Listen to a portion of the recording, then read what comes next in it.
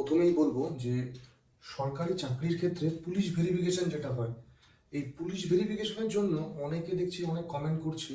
আর police ভেরিফিকেশনটাকে এত ভয় পাচ্ছে সবাই, মানে সব সময় সেটাই মনে হচ্ছে সার্চ করে যাচ্ছে রাত্রিবেলা দিনের বেলা। তো পুলিশ ভেরিফিকেশনটা কি, কিভাবে হয়, আর কোন কোন কেস থাকলে বা কোন কোন কিছু যদি তোমার নামে যদি কোনো একটা লিগাল অ্যাকশন হয়ে থাকে কোনো সময়, তোমার কি ব্যাপারে চাকরি হবে না কি হবে সেই সমস্তই এই ভিডিওতে আমি বলবো। তো প্রথমে বলছি, দেখো পুলিশ ভেরিফিকেশন কেন হয়। যে কোনো একটা সরকারি বা বেসরকারি অনেক সেক্টরে আমাদের পুলিশ ভেরিফিকেশন প্রয়োজন হয়। যেমন সরকারি ক্ষেত্রে আমাদের যে কোনো সরকারি পরীক্ষার পরেই, রেজাল্টের পরেই আমাদের যে পুলিশ ভেরিফিকেশনটা হয়, সেরকমভাবেই বিভিন্ন প্রাইভেট সেক্টরে, যেরকম যেসব প্রাইভেট সেক্টর ডিফেন্সের সাথে লিঙ্ক থাকে, অর্থাৎ যেমন গার্ডেনের শিপবিল্ডার যদি আমি বলি, ভারত ইলেকট্রনিক্স লিমিটেড যদি বলি, তো এইসব ক্ষেত্রে যারা চাকরি করে তাদের কিন্তু একটা পুলিশ ভেরিফিকেশনের প্রয়োজন হয়। তো এই পুলিশ ভেরিফিকেশনটা কিভাবে হয়? পুলিশ ভেরিফিকেশনটা আমাদের যে গভর্নমেন্ট সেক্টরের চাকরির ক্ষেত্রেই আমি বলছি, তাদের ক্ষেত্রে একটা ভেরিফিকেশন ফর্ম থাকে, ভেরিফিকেশন রোল ভিআর বলে। সেই ভিআরটাকে খুব সুন্দরভাবে ফর্ম ফিল আপ করতে হবে। তো ফর্ম ফিল আপ করার সময় কোনো রকম কাটাকাটি করবেন না। আপনাদের নামের যেটা স্পেলিং আপনাদের সার্টিফিকেটে রয়েছে, আপনার বাবার যেটা স্পেলিং আপনাদের সার্টিফিকেটে রয়েছে সেটাই লিখবেন, ডেট অফ বার্থটা লিখবেন। এরকমভাবে আপনারা ভিআর ফর্মটা জমা দেবেন। তারপর সেই যে ভিআর ফর্মের হার্ড কপিটা আছে সেটা যাবে আপনাদের ডিস্ট্রিক্টে। ডিস্ট্রিক্টে কোথায় যাবে? ডিস্ট্রিক্টের ভিআর এর জন্য ডিআইবি অফিস আছে, ডিআইবি অফিসে সেই ডকুমেন্টসটা যাবে।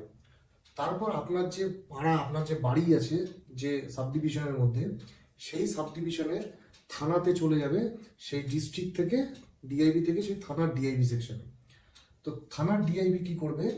আপনার যে কাগজপত্রে যা যা লেখা রয়েছে, আপনি চাকরি করার সময়, চাকরির ফর্ম ফিল আপের সময় যে সমস্ত ডকুমেন্টস আপনি সাবমিট করেছেন, সেইগুলোর ভ্যালিড কিনা, লিগাল কিনা, এই সমস্ত কিছু দেখবে।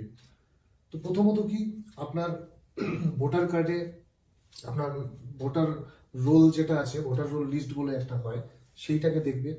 তারপর আপনার যে সমস্ত ডকুমেন্টস দিয়েছেন, আপনার আধার কার্ড, আপনার বাড়ির অ্যাড্রেস, আপনার বাবার নাম, এই সমস্ত কিছু হলো। এছাড়া আছে কি আপনার কাস্ট সার্টিফিকেট। যদি আপনার এসসি এসটি ওবিসি এই সমস্ত কাস্ট সার্টিফিকেট আপনি সাবমিট করে থাকেন, তো সেই কাস্ট সার্টিফিকেটটা কিন্তু একটা ভেরিফিকেশন হবে। সেটা কোথা থেকে হবে? সেটা হবে আপনাদের এসডিও অফিস। হ্যাঁ, এসডিও অফিস থেকে সেই যে এসডিও যে সিগনেচার করেছে, সেখানে ডিআইবি থেকে কাউকে পাঠিয়ে সেখান থেকে ডকুমেন্টসটা দেখবে, ভেরিফাই করে দেখবে যে এত নাম্বার যে এসসি সার্টিফিকেট বা এসসি বা ওবিসি যে সার্টিফিকেট হোল্ডার আছে সেটা আপনি কিনা। এবার চলে যাচ্ছে আপনার স্কুল। দেখা গেল আপনি মাধ্যমিক পরীক্ষা দিয়েছেন যে স্কুলে, সেই স্কুলে চলে যাবে ডিআইবি অফিস থেকে, দেখবে যে এত সালে এই ছেলেটা এই স্কুলে পড়েছে কিনা। দেখা গেল পড়েছে, তো ঠিক আছে। এবার তারপর চলে যাবে হায়ার সেকেন্ডারি পরীক্ষা। দেখা গেলো আপনি অন্য কোনো স্কুলে দিয়েছেন, দেখা গেলো তার থানাটা অন্য এলাকাতে পড়ছে।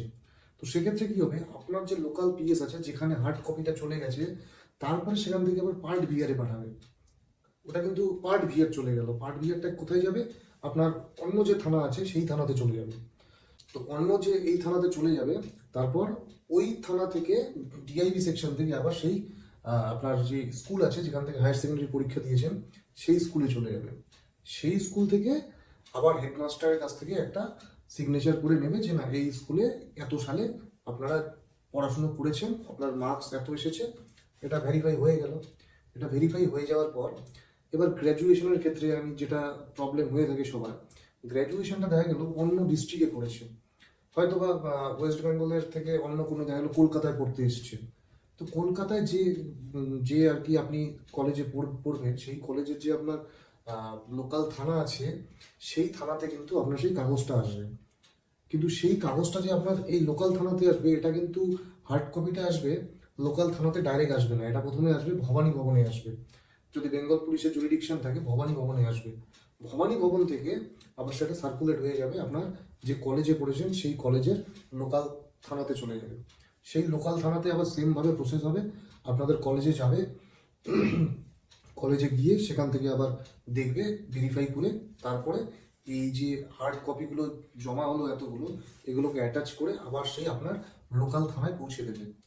এবার লোকাল থানা থেকে কি করবে? সেই লোকাল থানা আবার আমাদের যে আপনাদের যে ডিস্ট্রিক্টের ডিআইবি আছে সেই ডিআইবিতে পাঠিয়ে দেবে। এরকম হতে পারে, অথবা আরেক রকম হতে পারে যে আপনাদের যে পার্ট ভিআরটা হয়ে গেল, কমপ্লিট হয়ে গেল, এবার লোকাল থানাকে দেখা গেল পাঠানোর প্রয়োজন নেই। তো সেক্ষেত্রে আপনাদের ডাইরেক্ট যে ডিস্ট্রিক্টের ডিআইবি আছে, আপনাদের সেই ডাইরেক্ট ডিস্ট্রিক্টের ডিআইবির কাছে কিন্তু পাঠিয়ে দেবে পার্ট ভিআরের কাগজগুলো, সেটা ভবানী ভবন থেকে, বা যদি আপনাদের পার্ট ভিআর যে যে থানা পড়বে সেই থানা থেকে, যে কোনো এক জায়গা থেকে একদম ডাইরেক্ট পাঠিয়ে দেবে। তো আর কোন কোন ক্ষেত্রে আপনাদের প্রবলেম হচ্ছে আমি বলছি, যে অনেকের দেখা গেলো নামের প্রবলেম আছে, সেটা কোনো ব্যাপার না। হ্যাঁ, নামের প্রবলেম আছে, এভিডোভিট করে নিন। আর কোনো দিন হয়তো আপনাদের পুলিশ ধরেছে, এরকম অনেকে কমেন্ট করে বলছে যে এতদিন আগে একটা পুলিশ ধরেছিল আমাকে। দেখুন, পুলিশ ধরা কেন, পুলিশ ধরা বা আপনাকে যদি দুদিন বা একদিন যদি থানাতে আপনি থেকেও এসছেন, সেক্ষেত্রেও চাকরি হবে না এটা বলা ভুল।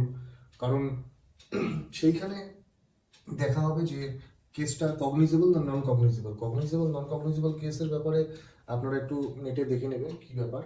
তো কগনিজেবল কেস বলতে যেসব কেসের কোনো মানে খুব বড় লেভেলের কেস, অর্থাৎ কাউকে মার্ডার, ঠিক আছে, মার্ডার বা রেপ বা বিভিন্ন যেগুলো ক্রাইমের সাথে জড়িত আছে, যেমন আর্মস অ্যাক্ট, ঠিক আছে, আপনার কাছে বড় ধরনের কোনো আর্মস পাওয়া গেছে। হ্যাঁ, তবে আশা করি এরকম কারোরই কিছু নেই, হয় না। তবে হ্যাঁ, এটা আমারও হয়েছিল, আপনাদেরও হচ্ছে, যে প্রথমত একটা চাকরি পাওয়ার পরে বা চাকরি তৈরির মাধ্যমেই যখন আমাদের প্রসেস চলতে থাকে, একটা ভয় অবশ্যই আসে যে চাকরিটা আবার পরে না যদি হয় পুলিশ ভেরিফিকেশনের সময়। তো এরকম কোনো ব্যাপার নেই, ভয়ের কোনো ব্যাপার নেই। আর আমি আপনাদের ডিসক্রিপশনে একটা টেলিগ্রাম চ্যানেলের লিঙ্ক দিয়ে দেবো, সেই চ্যানেলে এসে আপনারা যে কোনো যদি কোয়ারিজ থাকে আপনারা বলতে পারেন, বা কমেন্ট সেকশনে যদি কমেন্ট করে বলেন তবুও আমি রিপ্লাই দেবো। আর একটা গুরুত্বপূর্ণ কথা, যে ভিআরের সময় আপনার বাড়ির লোকাল যে আপনার পাড়ার লোকজন আছে, সেখান থেকে কিন্তু দুটো ফ্যামিলির নাম আর নাম্বার, ফোন নাম্বার বা তাদের সিগনেচার দরকার পড়বে, ঠিক আছে। ওই লোকাল একটা দুজনের রেফারেন্স লাগে। তো সেটা আপনারা আশা করি সবার বাড়ির আশেপাশে দু একজন কাছের লোক থাকে, তাদেরকে আপনি কথা বলে নিতে পারেন যে আপনাদের নামটা দিয়ে দিচ্ছি। তো এতটুকুই হচ্ছে ভিআরের ব্যাপার, আর সেরকম কিছু না।